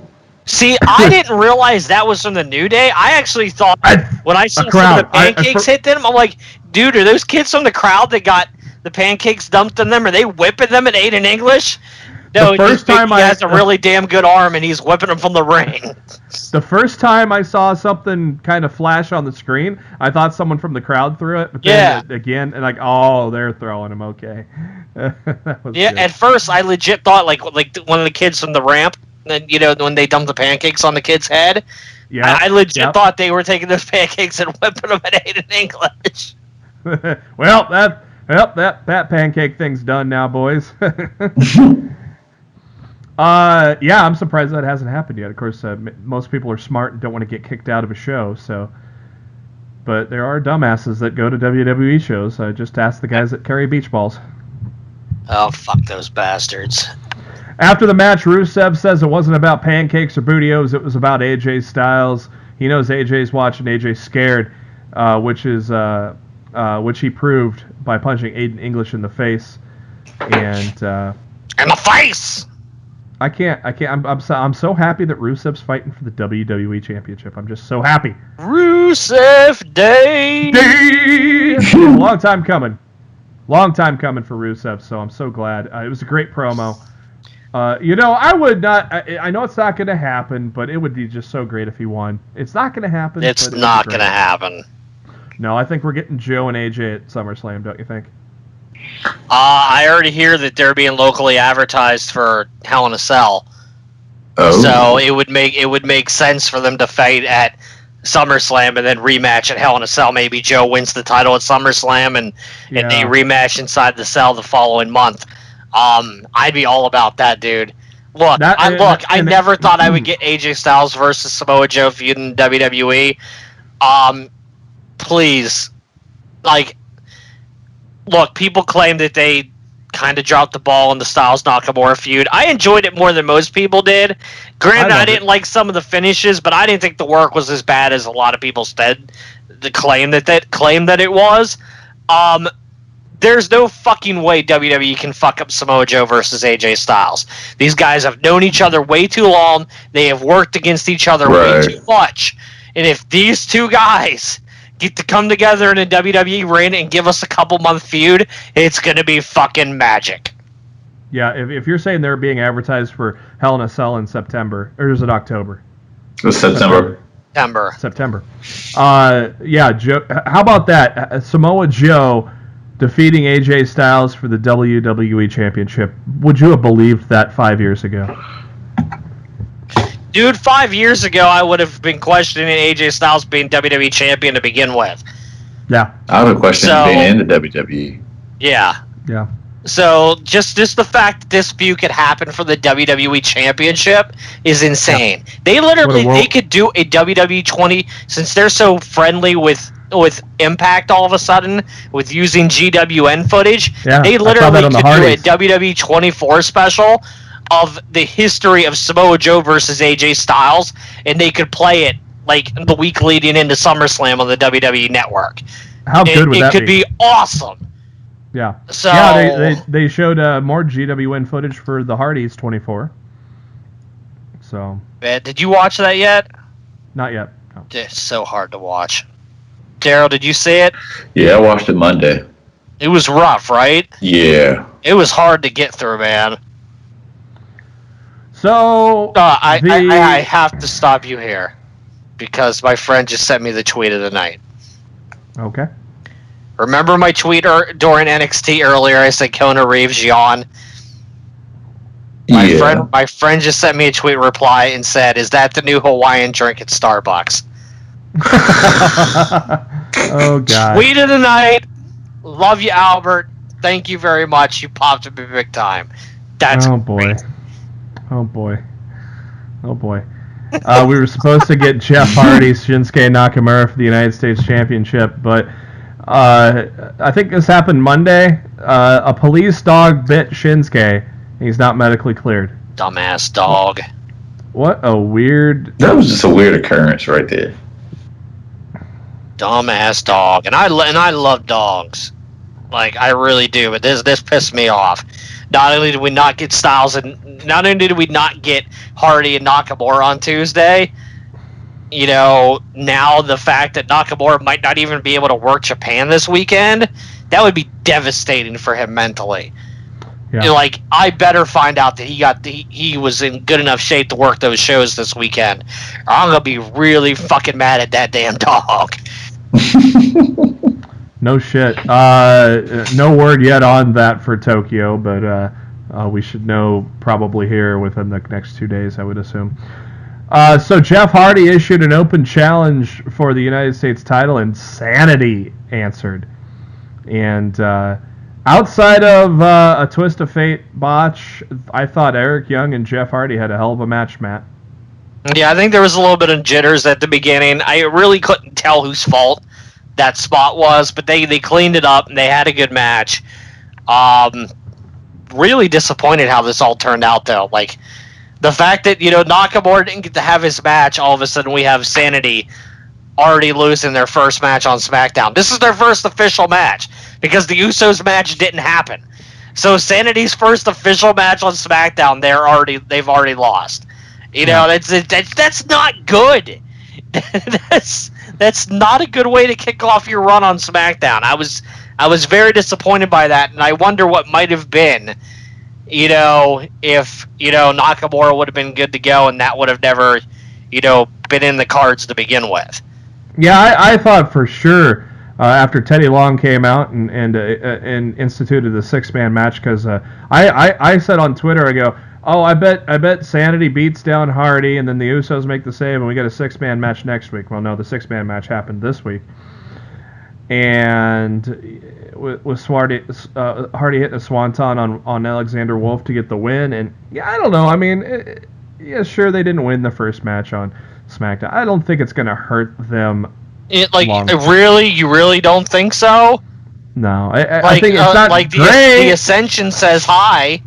Yeah, it's not great. It's not great, but dude, this we'll is see. We got to see where it goes from here. This is a running theme with tag teams being brought up from NXT.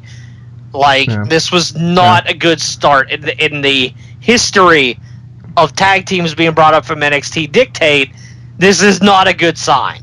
It's not a good sign. I mean, the revival probably got the biggest win of their career just this week, you know, and they've been on the roster for over a year now. I figured Sanity would get the win here.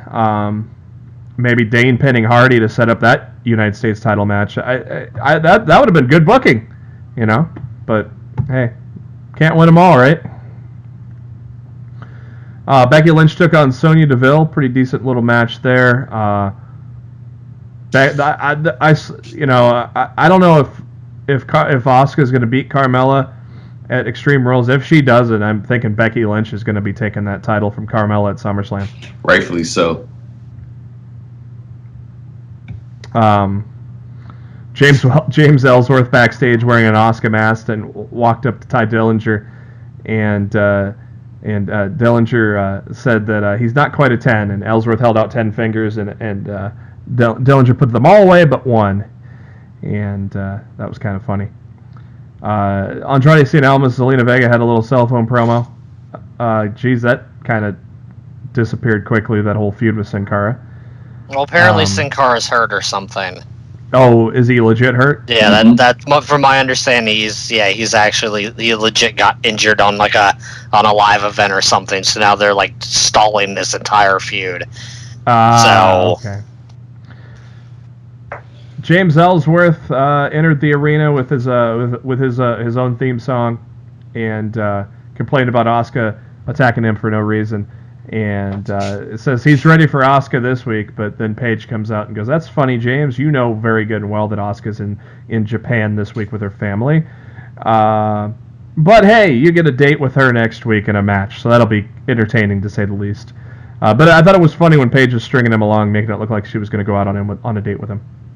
I love James Ellsworth, damn it. I'm so happy he's back in the company. Duh.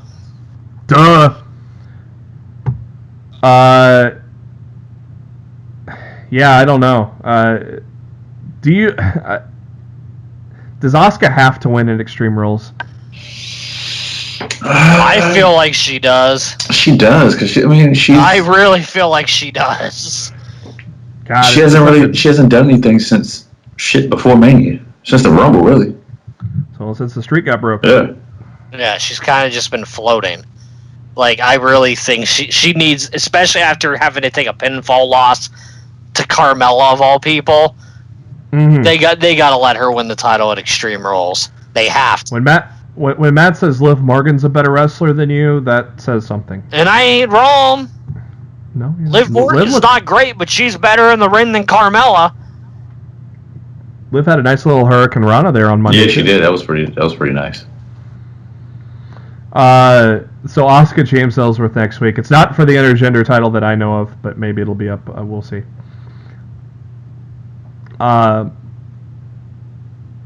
Daniel Bryan shadowboxing with Gallows and Anderson. I figured Gallows and Anderson were going to accompany him to the ring.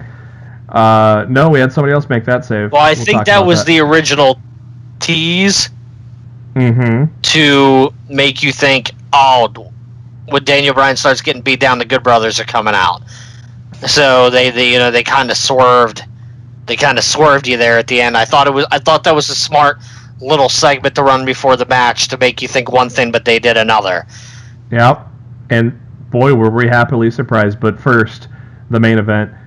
Daniel Bryan and Harper. Harper shows why he should be pushed a little more, didn't he? Dude, I mean, anybody don't know Harper's skills in the ring by now, they just ain't paying attention. Mm-hmm. I mean, it's just as simple as that. Him and Bryan had a great little 14-minute match.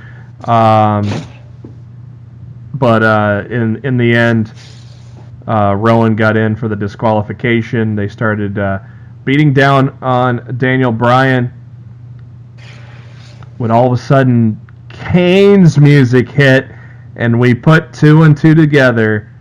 They fucking put Team Hell No back together. How fucking great is this, Darryl? Oh, I'm here for all of it. That was very clever. You would have never expected it either. I showed it. No, especially since Kane's on Raw. Right. Yeah. No, corporate Kane is on Raw. Split when it comes to Kane, right? He's free agent Kane. He might as well be because, dude, when he showed up on Raw, he was originally on SmackDown. And he got now he's back on SmackDown again. It's just like it's like the brand split rules do not apply to the Big Red Machine. And on top of that, I didn't expect Kane to come back to reform Team Hell No. He's got an election 1st of August, so it was a pleasant surprise. And Bryan looked a little scared because you remember last time Kane and Bryan were in the same room. The lights went out and Bryan got choke slammed in the general manager's office. Remember that? Oh yeah, I actually forgot about that. And so Bryan he looked a little scared. Yeah, he did. Fans, a little skeptical. Yeah, little. He's like, I don't know about this. Fans started chanting "Team Hell No," and Kane backed Bryan into the corner and walked towards him and put his arms out because all Kane wanted was a hug. And Bryan shook his head at first. He's like, no. And then the fans were chanting yes, and Bryan rushed in and gave Kane a big old hug, and the crowd popped fucking nuts for it.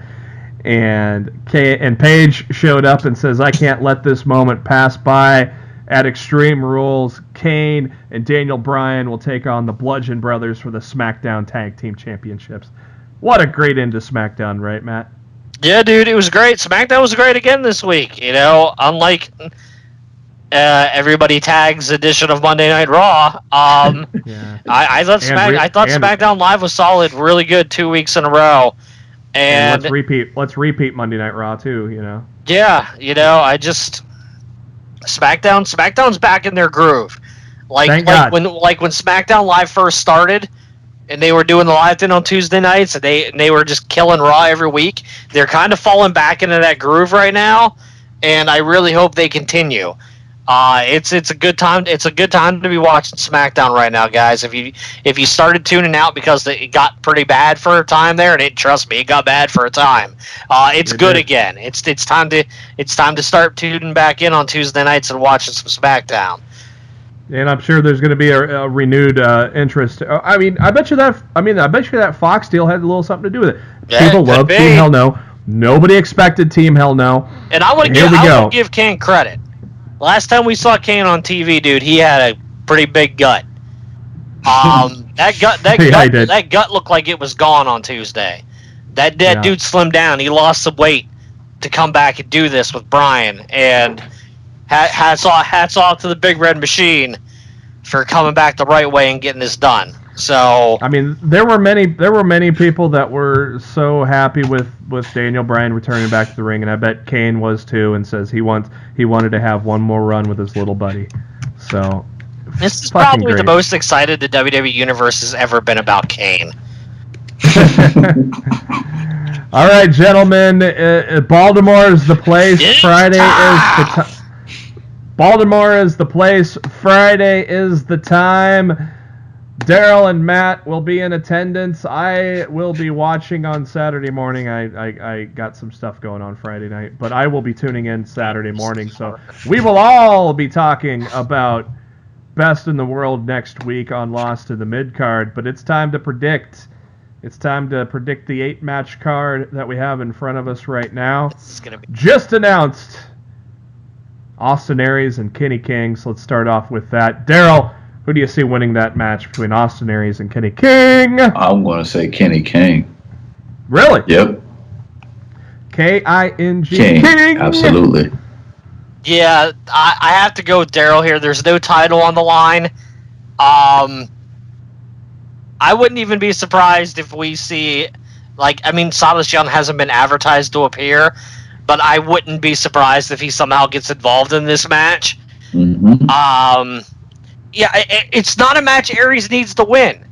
And unless Aries is planning on being around long term with Ring of Honor, which I don't believe that he is, there's really no Ring of Honor really has no real reason to let him win this match. So Okay. I'd like to see a double win, but I think this match goes to Kenny King. But it's not a bad thing him losing to Kenny King either. No, absolutely not. He's really good friends with Kenny King, and I could totally see Aries wanting to put him over, just for that reason alone. Well, you guys changed my mind. It makes a lot of sense to come to think about it. Yeah, Austin Aries may not be in Ring of Honor a lot. Yeah, because dude, he's the Impact World Champ. Right. Unless he's going to drop that title to Moose and leave the company afterwards, and stick with Ring of Honor. We don't know. If Aries wins Friday night, I would actually believe that Aries is dropping that title to Moose at Slammiversary and leaving Impact for Ring of Honor. But we'll have to wait and see what happens Friday night. If Aries wins Friday night, mark my words, I think Aries' days with Impact are numbered. Yep. Good point. And I hope that's how it plays out, because Impact has been kind of a bore lately, and to see Aries in Ring of Honor with everybody that's there now, I hope that happens. And plus, Moose deserves to be a world champion in pro wrestling. So, singles match between Jay Lethal and Kushida. Matt, does New Japan hasn't been dominating Ring of Honor like they used to. Lethal has to win this match. Okay. The whole storyline behind this match is that Lethal has been going around trying to right every wrong that has happened to him since he's lost the Ring of Honor World Championship, and he wants to beat every single person that's beaten him since then before he can challenge for the Ring of Honor title again. Lethal has to beat Kushida on Friday. He has to. Okay. You agree, Darryl? Absolutely. For the same point that Matt had, like I said, he has to right all his wrongs. So, yeah, I got Lethal going over. Who else does he have to face to get? I think Kushida's the last one. Like he's the last one. Baltimore Street Fight for the Ring of Honor World Television Championship. Punishment Martinez, Adam Page. I have a feeling a singles title is well past due for the Hangman. I got Adam Page beating Punishment here. Matt? My heart says Adam Page. My mind says Punishment Martinez. And I'm really not sure which way I'm leaning right now. Ring of Honor is not huge on the quick title swaps, but since the fact Silas Young wasn't booked for this event, maybe he had prior commitments somewhere else. So I don't know. If you put a gun to my head and I have to be right, I'd probably say Punishment Martinez retains the title, but I really want to see Adam Page win the title on Friday night. Yeah, me too. Darryl, how do you see that one going down? Same thing. My heart is with Adam Page, but due to the fact that Punishment has just recently won that title, I don't really see him losing it. Now, I can go back to when Ring of Honor put the title on Will Ospreay and Marty Scurll took it the next night. That's true. That's a fantastic point. But I think because they were in England at the time, they were trying to appease the UK crowd. I don't think that's the case this time, so I'm going to stick with Punishment. Yeah, I don't know, man. I feel like the end is going to be Bullet Club holding all the gold. I just have this feeling. That's a great way to go off the air. Yeah, Bullet Club holding the TV, the tag, and the world titles to close the show. I'm going home happy if that happens. Yeah, you guys gonna be in person. I'm going home really happy. If Best in the World closes with the Bullet Club holding all the gold, I am all in on that.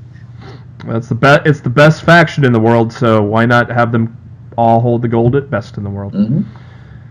8-woman tag match from the Women of Honor. Oedo Tai, which is Hazuki Kaitsu and Hana Kimura, along with Kelly Klein. They take on Sumisaki, Jenny Rose, Mayu Iwatani, and Tennille Dashwood. I would assume the good girls get the win here. I don't know. Yeah, whatever team Dashwood's on. This is a waste of their entire division. They have not booked this division well since the tournament started. I've been blue in the face about the poor booking of this division for months now, and this match on this pay-per-view does not change my mind. This is a throwaway match at best. I don't care if you brought in the women from Stardom. This is I hate to even say this. This is the match where if you want to get up and get some food or a drink or something, this is going to be the match to do it in. And I hate to say that about, I love women's wrestling, but this is a throwaway match. Like they didn't put any thought into this match at all.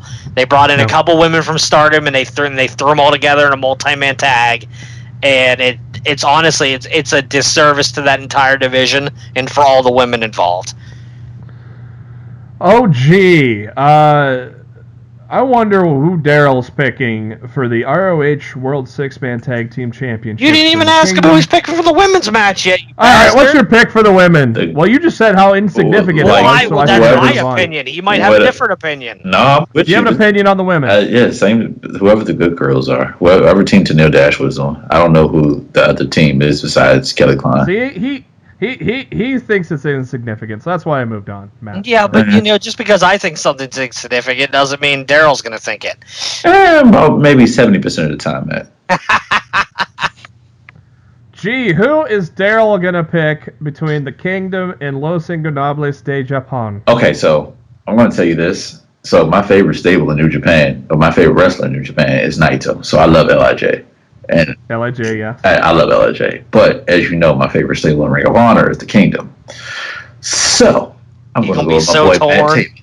I'm going with Matt Taven. I mean, The Matt Taven man crush succeeds everything. Yes, the Kingdom. But dude, Matt. You know this. I've been a Kingdom since Mike Bennett, Adam Cole. Yep. Maria Kanellis. So I love the Kingdom personally, I liked that Kingdom a lot better than the Kingdom we had. I do, but I've seen Matt Taven grow up and come into his own. That's why I'm so. Matt Taven is a leader of this Kingdom. Has done a hell of a job. No, I'm not arguing that. I'm just saying I liked the original Kingdom a lot more than the Kingdom we have now. That was a great faction. I almost wish these guys were called something else.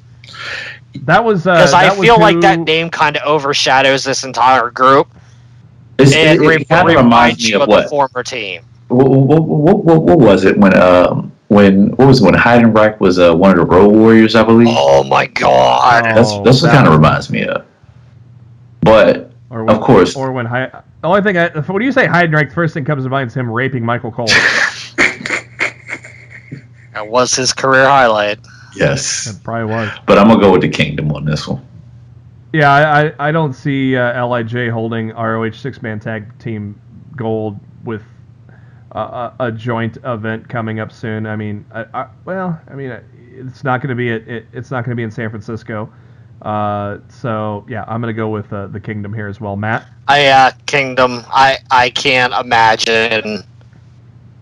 I can't imagine the Kingdom dropping the titles here. I really, really can't. I would be honestly beyond shocked if the 6-man tag team titles changed on Friday night. My jaw would be dropping, and I'd be like trying to yell at the floor at Darryl because I'm sitting like 5 rows behind him upwards, and I'd just be like, "Dude, what the fuck happened?" I'll be on the floor crying, dude. Yeah, Matt, Darryl will be down there crying. Oh no, what the fuck happened? Get this, son, bitch. Flip Gordon, Bully Ray. Is this Matt? Is this where is Bully putting over Flip here? Or damn well better. Yeah. He damn well better. Flip needs to win this damn match. I'm telling you right now, Bully Ray wins this match, I'm going to be pissed. I'm going to be pissed. Because Bully doesn't need it. Bully knows damn well how important a win like this could be for a career for a kid like Flip Gordon. I'm going to be really mad if Bully wins on Friday night. Flip's got to win. You know how Bully knows the business. Bully knows how things work. I think Bully is going to put Flip Gordon over here. I would honestly say whether it be Hangman Page or Punishment Martinez, you may be able to pencil Flip Gordon as the next TV Championship challenger. If he beats Bully Ray, does that sound out of the ordinary? It's possible. It's possible. Darryl, how do you see this one going down? I just can't see Flip not winning this match. It would be absolutely stupid for Bully to win. It does nothing for either one of them if Bully wins. Oh, this is going to be a hell of a match. ROH World Tag Team Championships. The Young Bucks take on the Briscoes. In my opinion, I think the Briscoes have had a great run with the tag titles. Their 9th time with them, I believe. I honestly, I put it out there for you guys. I think the Bullet Club holds all the gold by the end of the night. I'm going Bucks here.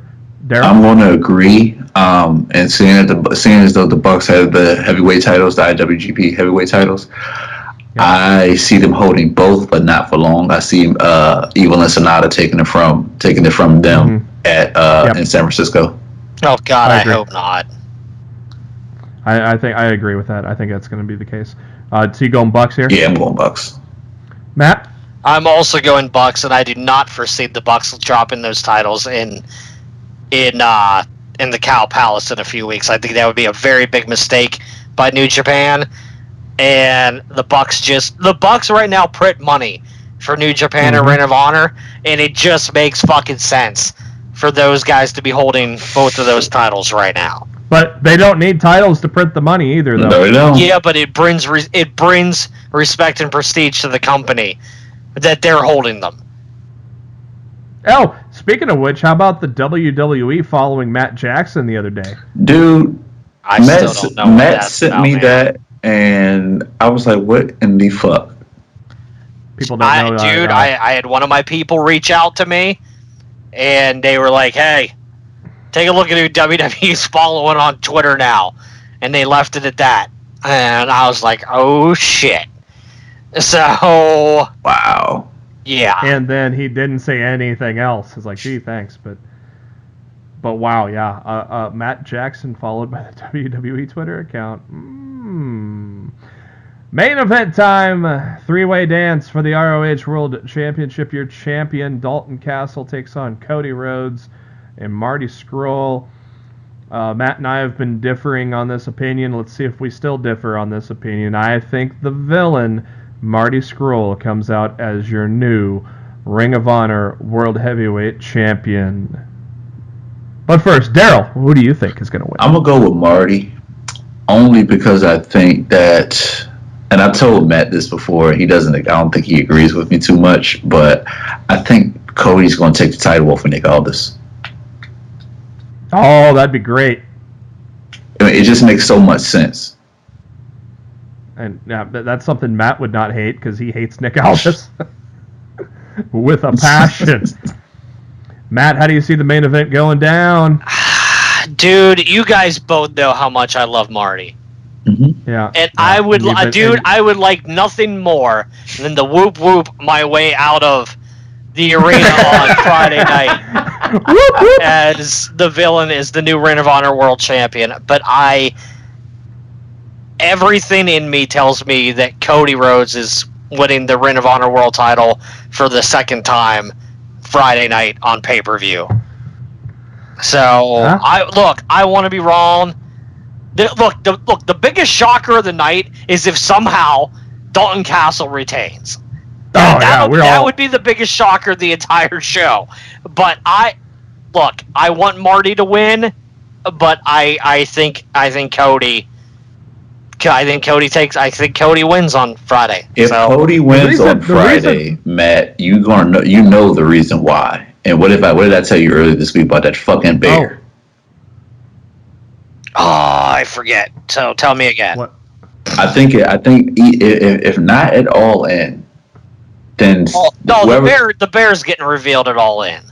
Okay, yeah, that's what I'm saying. There's no way they're going to run that any longer than that. But I think we talking about Bernard the Business Bear now. I just think the Bear's going to interfere to some degree if Cody wins. Let me tell you this. This is why I think Marty's going to win. But at the same time, I can see how Cody's going to win. There is a very exclusive club of multi-time Ring of Honor World Champions. Sure. 3. There are 3. Can you name the 3? Multi-time, let me think. Adam Cole? Yes. He's the only 3-time Ring of Honor World Champion. I think Jay Briscoe? Yes. Austin Aries, right? Yeah. Yes. Austin Aries is the other. Only 3 men have ever held that title more than once. But 2 of them have done it during the Sinclair era. That's true. Yep. Briscoe so also keep that in mind. Sinclair might not be so worried about how many times people hold the Ring of Honor World Championship as compared to how they did it back in the day. I could see Cody doing it, seeing the prestige and his name and who he is. Yeah, I could see him being 2-time champion out of that group. Yes, I agree. But I still think Marty Scurll comes out the champion. Yeah, and honestly, I like the fact that a lot of these matches are truly unpredictable. But that's what Ring of Honor does for you most of the time, anyway. Yep. That's why I follow him so hard, because, like I said, we can't even guess between Punishment and Adam Page, and it's very simple. To me, that match would be a lot simpler if there was no title involved. The television title being involved now it makes it so much more of, damn, now I really don't know who's going to win. I'm just happy it's a street fight and it's going to be in the crowd. Oh, dude, that'll be. We might see Darryl dropping an elbow. I'm second row, so you might see me. That's going to do it for this edition of Lost in the Midcard. As always, thank you to SpiderDuck.net for being our host, and that enables us to be on iTunes and any of your other favorite podcasting apps, such as Podcast Addict or, there's a lot of them out there if you have the old Android, so make sure to search for Lost in the Midcard and subscribe so you know every time a new episode comes your way, every Thursday and Monday after WWE pay-per-views. Of course, we'll have a lot to talk about next week with Darryl and Matt's live reactions from Best in the World, as well as my take on watching it as well. It'll be a lot of fun. You can also subscribe to us on the YouTube, and the links to all that on our Facebook page, facebook.com/Lost in the Midcard. And it's on our pinned post there, and also on our pinned tweet at LITMC Podcast. Give us a follow there, where we can. We also share some of the great wrestling tweets throughout the wrestling world. Always an entertaining follow there. Matt's on the Twitter at Raw F Showtime. I'm on the Twitter at JB Huskers. Darryl is on the Twitter at No One Like D. And before we ride off into that sunset, let's get some final thoughts. Darryl, you're up first. Me and Matt are going to walk into Best in the World with some money, and we're going to come out broke as hell because those meet and greet prices are fucking ridiculous. Amen, brother. Amen. I thought you were gonna say. I thought you were gonna say you're gonna walk out with the tag team championships or something. But. No, I don't think we can beat the Bucks. I'll take a super kick though. Yeah, you would be flopping down the stairs like that dude at New Day versus the Elite. Absolutely. Dude, I don't want to face the Bucks or the Briscoes. Thank you very much. Hey, I've already been cussed out by Jay Briscoe at my first Ring of Honor show. I'm not going there. Because you were wearing Bullet Club gear. Well, he called me a motherfucker. I've got the best Mark Briscoe story. He photobombed my picture with Adam Cole. Oh, wow. At Supercard of Honor in Dallas. It's the best photobomb ever. Nice. I love it. Yeah, me and my cousin are sitting front row for like a house show, and I think they're fighting Bullet Club. I forgot who it was, Matt, but yeah, he's about to, we're like how you used to do, shake the hand or whatever. He came mid-stroke and said, "Nah, fuck y'all motherfuckers," to kick that shit off. I said, "Oh." Yeah, okay. I was there with you. I was just sitting in another part of the building that night. We went to that same show together. Yeah. So I haven't wore Bullet Club in front of Jay Briscoe since. Does that change on Friday night? I'm not sure what shirt I'm gonna wear because I have that the Bullet Club shirt where they have the little R&B album. Between that one and the Kingdom, I'm not sure yet. How about you wear a custom shirt that says "You're the motherfucker"? He wouldn't even remember. Probably not. Matt, what are your final thoughts? I'm hoping to get an entertaining show on Friday night. I'm still pissed off about the price of the meet and greets. But it is what it is, and I'm looking forward to meeting a couple people. Definitely doing the Bucks and Marty. I might do Cody as well. Have not 100% made up my mind one way or another. Will you kiss the ring? I will not kiss the ring. I will be wearing I am going in my cease and desist shirt. Yeah. And I will be buying the new villain club shirt while I'm there. So your new Ring of Honor World Champion. So I feel like I can get my cease and desist shirt picture taken with the Bucks. And when I'm waiting in line for Marty, I could just put my Villain Club shirt on. I will buy you. If you kiss the ring, I'll buy you that Villain Club shirt. Woo! Are you shitting me? I'm dead ass. If you kiss the ring, I will buy you that shirt. Oh, fuck. I think I'm kissing the ring on Friday. Kiss the ring. I'll record all of it. Oh, my God. Oh, yes. Take off kissing the ring on Friday. Record Matt kissing the ring. I gotta see that. I will record it, and JB and Matt will have it on the LITMC podcast for everyone to see. I think I'm gonna do it. I love it. For Darryl Bullock, Matt Black, this is Jeremy Bennett. Thank you for tuning in to Lost in the Midcard. We'll be back here at you next week with our best in the world reaction and my reaction to Matt kissing the ring.